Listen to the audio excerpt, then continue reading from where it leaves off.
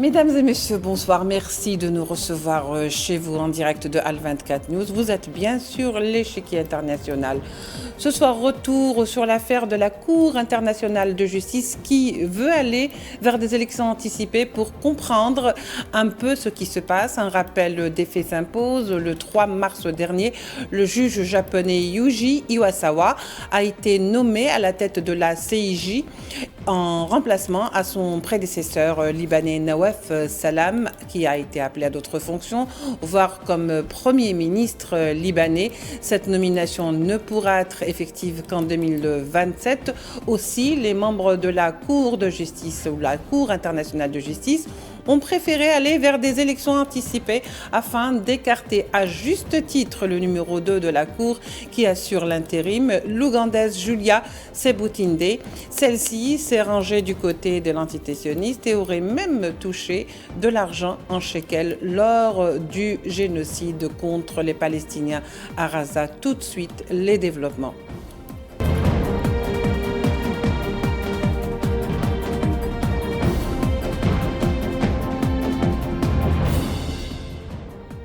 Alors, les projecteurs seront bien sûr centrés aujourd'hui sur cette affaire. Comme je vous le disais, nous recevons pour en parler ce soir Jérôme Bonnet, journaliste français, qui a été également journaliste à Russia Today. Puis nous avons également avec nous Gamal Abina, analyste des questions internationales. Messieurs, bonsoir à vous deux et surtout merci d'avoir accepté notre invitation. Merci pour l'invitation. Alors pour commencer, Gamal Yuji Iwasawa, puisque c'est de lui qu'il s'agit, il est élu président de la Cour internationale de justice, qui est ce septuagénaire qui a condamné le traitement discriminatoire dans le génocide contre Gaza. Comment, selon vous, Gamal Abina, doit-on évaluer ce pas de la Cour internationale de justice qui a préféré aller vers des élections anticipées plutôt que d'avoir une personne qui n'a pas été dans le sens de ce qui s'est passé à Gaza? Simplement, pour se rendre compte des éléments importants, c'est que la Cour internationale de justice, qu'on ne doit pas confondre avec la Cour pénale internationale. Oui, tout à fait.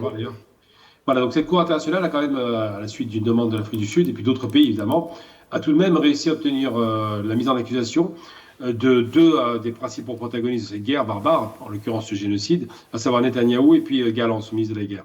Oui. Et donc, ce qui se passe, c'est que vous avez évoqué la question de l'Ouganda. L'Ouganda n'a jamais été neutre par rapport à sa relation avec Israël. Ça a toujours été une relation de copinage depuis longue date, d'ailleurs, c'est pas d'hier.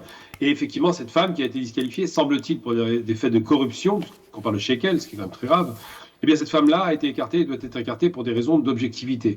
La justice doit suivre son cours. Il y a 15 juges qui sont dans l'affaire. Il y a ce Japonais dont on pourrait aussi être inquiet parce que les Japonais, malheureusement, qui sont sous domination américaine, ne peuvent pas forcément être objectifs. Mais il est certain qu'aujourd'hui, les relations en termes de droit sont largement impactées puisqu'il y a eu des menaces à l'époque qui ont été proférées sur M. Khan, par exemple, qui a eu beaucoup de pression internationale, des pressions financières, politiques.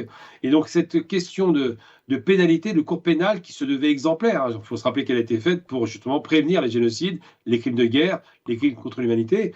Et bien aujourd'hui, elle se trouve heurtée à une réalité, c'est que lorsque les criminels sont occidentaux, en l'occurrence, je parle donc de l'entité sioniste, lorsque ces criminels sont occidentaux, Netanyahou, qui est aussi américain, il faut le rappeler, les deux nationalités, Galland, qui est européen, eh bien ces gens-là, semble-t-il, sont moins facilement poursuivables qu'un Poutine, par exemple, qui est plutôt oriental. Ça reste l'Europe orientale. Et c'est les questions qu'on peut poser. Est-ce qu'on doit prendre cette juridiction au sérieux et est-ce qu'ils doivent effectivement faire le ménage, parce qu'on parle de ménage, avec ces élections anticipées au sein de cette juridiction pour obtenir une véritable poursuite normale et objective plutôt que ces espèces de copinage et de corruption qui se font en sous-main, qui éviteraient évidemment à Netanyahou et son équipe de criminels d'être poursuivis. Très bien, Gamal Abina. Jérôme Bonnet, vous êtes bien avec nous oui, je suis là. Bonsoir. Merci d'être là et d'avoir accepté notre invitation. Jérôme Bonnet, d'abord, ce qu'il faut savoir, c'est que le juge de la Cour de justice internationale qui a été élu, c'est un Japonais et qui a condamné, c'est une précision de taille, parce que qui a condamné le traitement discriminatoire de l'entité sioniste envers les Palestiniens à Gaza et qui est aujourd'hui élu, bien sûr, à l'unanimité et bien sûr avec des élections anticipées. Oui, tout à fait, et c'est quand même plutôt une bonne nouvelle. on assiste quand même en ce moment à un bouleversement, je trouve, sur la scène internationale, où on voit que les velléités de l'Occident de dicter à peu près au monde entier, en fait, non seulement ce qu'ils doivent faire, mais également des espèces de leçons de morale, est en train de s'effondrer. Parce que le monde entier, disons, ne croit plus tellement, mon chat qui vient de passer, ne croit plus tellement à ces mensonges. Ça ne se fait pas sans heurts, parce qu'effectivement, on voit bien que les États-Unis, notamment M. Trump en tête, n'apprécient pas du tout qu'il y ait eu ces mandats d'arrêt délivrés, donc là pour le coup par la CPI, envers les perpétrateurs de cette guerre barbare qu'Israël mène. Mais malgré tout, je trouve ça rassurant qu'il reste des entités internationales, comme l'ONU et comme donc la CIJ, qui fassent de la résistance. Parce que, malgré tout, évidemment, ça n'empêchera pas les États de faire ce qu'ils veulent. Mais ils ne peuvent plus se draper dans les oripeaux de la bienséance et de la vertu, parce qu'ils commettent des actes qui en sont assez éloignés. Donc je trouve ça assez rassurant qu'il y ait encore ces pôles de résistance, et a priori, rien ne devrait être plus libre qu'un magistrat, évidemment, et qu'une cour. Ça va pas se faire comme ça va pas se faire sans heurts, mais je trouve que c'est important parce que ça permet d'envoyer un message, et si ça ne contraint pas les États en question, ça permet au moins d'afficher devant le monde entier leur vicissitude. Oui. Très bien, Jérôme Bonnet. Gamal Abina, finalement, on va se rendre compte que tout au long de cette démarche qui a été faite par les 15 membres de la Cour internationale de justice, ce n'est pas seulement une prise de position, c'est également, comme disait Jérôme Bonnet, c'est vraiment un message aux instances dignes de ce nom, concernant par exemple ce qui s'est passé à Gaza, le génocide à Gaza. C'est aujourd'hui un petit peu ceux qui ont pris position du mauvais côté, qui ont fermé les yeux sur ce génocide, qui peut-être, il serait temps aujourd'hui que ces gens-là en payent le prix. Tout à fait. Il faut rappeler quand même une chose importante, c'est que ce génocide qui a débuté à partir du 7 octobre, où les Palestiniens ont voulu enfin, dans une démarche désespérée, je veux dire, il faut être très clair, hein, quand on s'attaque à l'antisionisme, on s'attaque aux États-Unis. Mais quand ils sortent de leur torpeur, hein, puisqu'ils voient bien que la plupart des États arabes sont en train de composer, de faire des paix séparés, ils font montre avec des actes de violence, qu'on l'a vu évidemment, c'est une guerre malgré tout, il y a du terrorisme évidemment, c'est un classique, ils font montre quand même de résistance. Et cette résistance, elle est visible. Alors au début très critiquée, hein, tout le monde, c'est un acte d'effroi, comment se fait-il que ces Palestiniens relèvent la tête, au nom de quoi ne sont-ils pas plus bas que terre aujourd'hui, on les a oubliés. Et la question du droit est intéressante, parce que cette CIJ, qui est construite en 1946, il faut le rappeler, après la Seconde Guerre mondiale, qui fait suite au procès de Nuremberg, où on voit bien que le monde, dans un désordre monumental, essaie de réorganiser le droit international. C'est là-dessus qu'on fonde cette idée du droit international, auquel l'Occident semblait très attaché tant qu'elle n'était pas inquiétée par ce droit.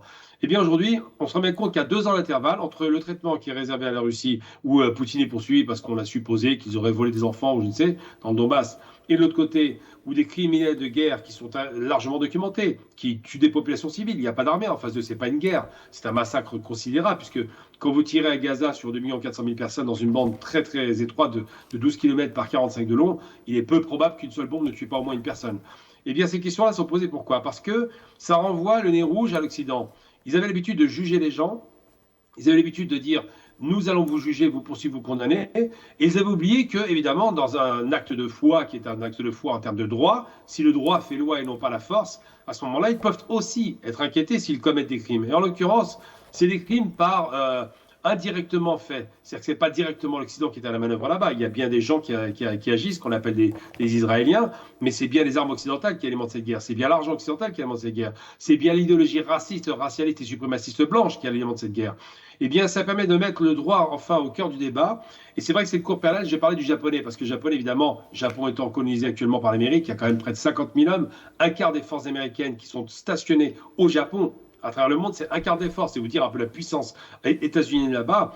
Eh bien, ce japonais peut être inquiété, peut subir des pressions, parce que même s'il fait une déclaration de pure forme, j'avais bien vu cette déclaration, ça reste une déclaration. Dans les faits, la procédure doit suivre son cours, et il peut y avoir un verre, comme cette Ougandaise, un verre dans la pomme. Mais une chose est certaine, c'est que la Cour pénale internationale ou la Cour internationale de justice, qui sont finalement un peu les parents de cette fameuse idée de droit international, eh bien ces cours-là doivent être indépendantes, et si elles ne le sont pas, ça remettrait complètement en cause le principe qui font le droit international depuis 80 ans, à savoir l'idée de se dire qu'on doit respecter le droit et on doit éviter la guerre et faire en sorte que ceux qui sont des criminels soient poursuivis. On a bien compris qu'après Nuremberg, on ne voulait plus revoir cela. Plus jamais cela, soi-disant. Et il se trouve qu'on revoit ça à nouveau. On voit des camps de concentration géants, on voit des bombardements de civils, alors que c'était interdit. On voit effectivement des criminels qui, largement documentés aujourd'hui, parce qu'on filme, contrairement à 1945, on filme beaucoup ce qui se passe. Les Palestiniens sont le propre acteur de leur vie. Ils filment et documentent beaucoup cette guerre. Et les États-Unis, et c'est là où c'est intéressant, qui était quand même un des 5 membres permanents du Conseil de sécurité, mais un des fondateurs du droit international, les États-Unis continuent à tout faire pour que les poursuites ne soient pas faites. Pourquoi? Parce qu'ils savent parfaitement que les criminels en face, qui se sont comportés comme des sauvages, ces criminels-là vont être condamnés. Ils savent parfaitement que la procédure est à son terme, et ils savent parfaitement que cette juridiction internationale, si elle fait de cet acte de condamnation une sorte de jurisprudence internationale, eh bien, les autres États occidentaux qui auraient des velléités comme ça d'écraser les populations du Sud devraient peut-être s'inquiéter de poursuites potentielles. Donc c'est ça la question qui se passe. Est-ce que oui ou non, pour la première fois, la Cour internationale de justice va faire condamner un occidental, en l'occurrence Netanyahou et Galland, 2 occidentaux, sur les crimes perpétrés sur les orientaux, en l'occurrence les Palestiniens? Oui, très bien. Ceci d'une part. Et d'autre part, lorsque on va vers des élections anticipées, c'est-à-dire qu'on refuse la vice-présidence d'un membre qui est soupçonné d'avoir touché des pots de vin, parce qu'il faut dire les choses ainsi. Et en plus, la preuve a été faite parce qu'il s'agit d'un argent qui est la monnaie de l'entité sioniste, à savoir le shekel. Qu'adviendra-t-il, Jérôme Bonnet, dans ce cas-là, d'un membre du CIJ qui aurait donc trempé dans des affaires douteuses avec l'entité sioniste juste pour prendre position, ou du moins pour fermer les yeux sur un génocide? Ah bah, ma foi, c'est de la corruption, donc en toute logique, il devrait être poursuivi si des preuves peuvent être apportées de cela, évidemment. Hein. Je voulais juste rajouter par rapport à ce que dit M. Abina, qui était très juste, que malgré tout, l'Amérique sentait quand même venir le coup, parce que vous savez qu'en 2002, a été votée aux États-Unis une loi qui s'appelle l'American Service Members Protection Act, donc ASPA. Et officieusement, cette loi est nommée loi d'invasion de la haie. La Haye, le pays, je parle de la ville en Hollande. Hein, oui, de la CPI, où se trouve la CPI également. Aux États-Unis, il utilisait, je cite, tous les moyens nécessaires et appropriés pour libérer un ressortissant ou un allié détenu par la CPI basé à La Haye. Ça veut dire que, alors je ne pense pas que ça arrivera honnêtement, enfin je serais très surpris, mais en réalité le texte existe déjà. Donc non seulement les États-Unis ne sont pas signataires de la CPI, mais de surcroît, ils se sont déjà dotés d'une loi qui les autorise à attaquer la Hollande au cas où s'y trouverait détenu un citoyen américain. Et donc, M. Abina le rappelait tout à l'heure, par exemple, Benjamin Netanyahou a les 2 nationalités. Et donc, qui leur permettrait, je veux dire, juridiquement, pour ce qui concerne la loi américaine, bien sûr, hein, la loi internationale, c'est autre chose, il permettrait d'envahir la Hollande pour libérer Netanyahou s'il s'y retrouvait enfermé. C'est pour dire quand même qu'ils ont dû sentir quand même que... Venir la chose. Oui, que cet outil qu'ils mettaient en place, qui était mis en place, pouvait un jour se retourner contre eux, pour la bonne raison qu'ils savent bien qu'ils ne sont pas toujours tout blancs. Hein. Oui. Voilà. Et donc, votre question, c'était, pardon? Oui. Donc, oui. Pour ce qui concerne la prédécesseur, enfin, la vice-présidente, donc, qui a fait de l'intérim, bah, c'est du droit, hein, de toute façon. Donc, il faut instruire. S'il y a des éléments probants permettant d'étayer ces affirmations-là, eh bien, il faut la poursuivre. Oui, justement, Gamal Abina, le fait que cette femme se soit positionnée du côté, par exemple, de l'entité sioniste lors du génocide à Gaza, qui se poursuit d'ailleurs, hein, aujourd'hui est une chose. Mais est-ce que cette personne sera passible de poursuite, étant donné que c'est impardonnable? Ça pourrait se faire ailleurs, mais c'est impardonnable qu'un membre de la Cour internationale de justice prenne position de manière aussi flagrante et surtout touche aussi de l'argent pour le faire. On a déjà vu ça dans l'affaire européenne avec des pots de vin qui ont été versés par différents États. La problématique qui se pose, c'est l'indépendance de la justice vis-à-vis de ces corrupteurs. Elle a accepté la corruption, mais elle n'est pas seulement elle-même corrompue. Je veux dire, son État est corrompu. Il faut se rappeler quand même des positions de Museveni. On n'est pas sur l'Ouganda, c'est pas vraiment le pays le plus sympa en matière de droit international et surtout de droit des peuples du Sud. Donc c'est les gens qui sont rachetés en général, qui répètent ce que leur maître leur dit de faire, en l'occurrence. Et elle a été achetée, elle a effectivement répété avec beaucoup de célérité des propos qui sont plutôt favorables à la partie sioniste. Le problème aussi, c'est qu'on parle d'indépendance de la justice, on ne peut pas corrompre des juges, des jurés, encore moins des bourreaux s'il y en a. On ne peut pas corrompre des gens qui sont dans un processus de révéler de la manifestation, pour le coup, de la justice, de la vérité. Tout faire pour mettre les éléments en place et pour produire suffisamment de preuves pour accabler les personnes qui sont poursuivies et pour les inculper et en même temps les condamner si possible. Et bien ça dit des choses. Si on est capable de faire pression, ça a été dit d'ailleurs par M. Jérôme Monnet, sur la haie, si on est capable de faire pression, je parle des États-Unis, sur les juges de la haie en les menaçant littéralement, en les menaçant de poursuite, en les menaçant de sanctions, on est vraiment sur quelque chose d'incroyable. Si on est capable de corrompre des gens, c'est que réellement, au bout du compte, on se rend bien compte que les condamnations, même s'ils ne veulent pas reconnaître le génocide, vont être actées. On se rend bien compte qu'au terme de cette procédure légale, procédure de droit, procédure qui garantit aussi bien la personne qui est poursuivie que la personne poursuivante, dans leurs droits, c'est-à-dire qu'on ne dit pas que Netanyahou, même si on s'en doute, est un criminel. Il a cette présomption d'innocence. On dit que les éléments qui sont apportés donnent le sentiment, effectivement, que cet homme a commis des crimes là-bas, des crimes génocidaires, des crimes littéralement d'extermination, puisqu'aujourd'hui, vous parliez à l'instant du fait que le génocide se poursuit. 157 morts depuis le cessez-le-feu. C'est-à-dire que le cessez-le-feu, c'est que dans un sens, pas dans l'autre. 157 morts des civils, uniquement. Parce qu'il n'y a pas de militaires en face, de très peu. Ou très peu de combattants en armes, je veux dire.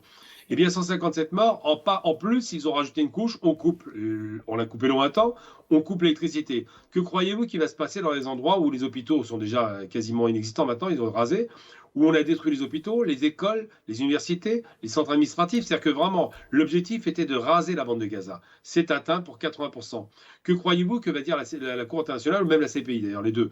Que croyez-vous qu'ils peuvent dire? Ils ne vont pas dire ces gens-là ne sont pas les responsables. Ils sont responsables, ils ont donné des ordres. Il y a un flux continu d'informations, il y a des éléments à charge qui sont constitués depuis très longtemps par l'Afrique du Sud et d'autres pays. Beaucoup de pays ont rallié cette procédure, je parle des deux côtés, et effectivement, les Américains sont très inquiets parce qu'ils voient bien que leur petit enfant gâté qu'est Israël est un criminel dans les faits. Ils voient bien que cet État est un État qui se comporte comme des barbares parce que le sous-jacent derrière est racialiste. Ils se prennent pour, ça a été dit par Netanyahou, le peuple de la lumière, ça dit beaucoup de choses. Hein. Le dernier peuple de la lumière qu'on a trouvé en Europe s'appelait les nazis, donc c'est vous dire un peu le niveau. Eh bien, Netanyahou, qui est un fan de Jabotinsky, puisque son père était éduqué dans cette idéologie, qui est un sioniste révisionniste, Netanyahou qui était capable de dire même que le moufti de Jérusalem était à l'origine de l'Holocauste, c'est vraiment la blague du siècle. Cet homme-là est inquiet parce qu'il a des raisons d'être inquiet. Il est poursuivi au niveau de son pays pour des faits de corruption, c'est vous dire que c'est un exercice qu'il a l'habitude de faire, et il est poursuivi au niveau international pour des faits génocidaires. Comment peut-il s'en sortir? À part le grand frère américain, il y a peu de chances qu'il s'en sorte. Hein. Oui, d'ailleurs, c'est cette même Cour internationale de justice, Jérôme Bonnet, qui a accusé Israël, il y a peu de temps, de violer la Convention pour la prévention et la répression du crime de génocide dans son assaut militaire à Gaza. C'est cette même Cour également qui, je cite, a traité actuellement plusieurs affaires particulièrement médiatisées, surtout celle qui se penche en particulier en ce moment sur une plainte déposée par l'Afrique du Sud, selon laquelle l'entité sioniste commet réellement un génocide dans son offensive contre la bande de Gaza. C'est peut-être aussi tout ce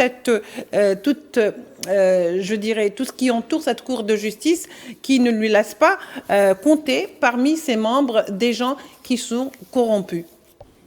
Peut-être. Non, il probablement. Parce qu'on a vraiment besoin d'un organisme qui soit... En fait, j'ai quand même le sentiment qu'on vit une période très étrange. Où la vérité n'existe plus, hein, la fameuse post-vérité trumpienne, mais elle ne s'applique pas qu'à Trump.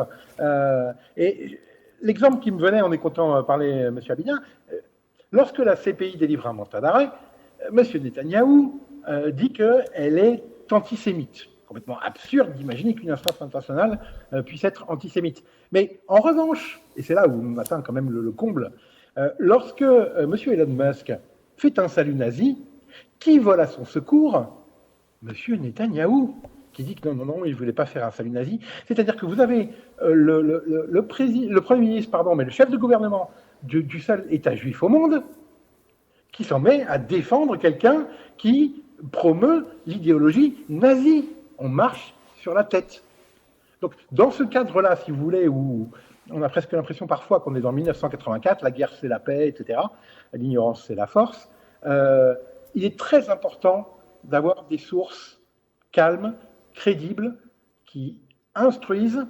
Et donc, s'il s'avère qu'il y a dans ces éléments-là, dans ces institutions-là, des éléments qui sont corrompus, il est de la plus grande urgence, en effet, d'instruire et de les en extraire, parce que c'est la seule boussole qu'ont la plupart des gens. Chacun a ses convictions, bien sûr, mais je veux dire, à quoi se référer? Si on écoute les paroles des uns et des autres, généralement, c'est à peu près n'importe quoi. Donc là, un organisme neutre et international a un poids considérable parce qu'il sert de boussole pour comprendre un peu le monde dans lequel nous vivons, qui est de plus en plus fou, à mon humble avis.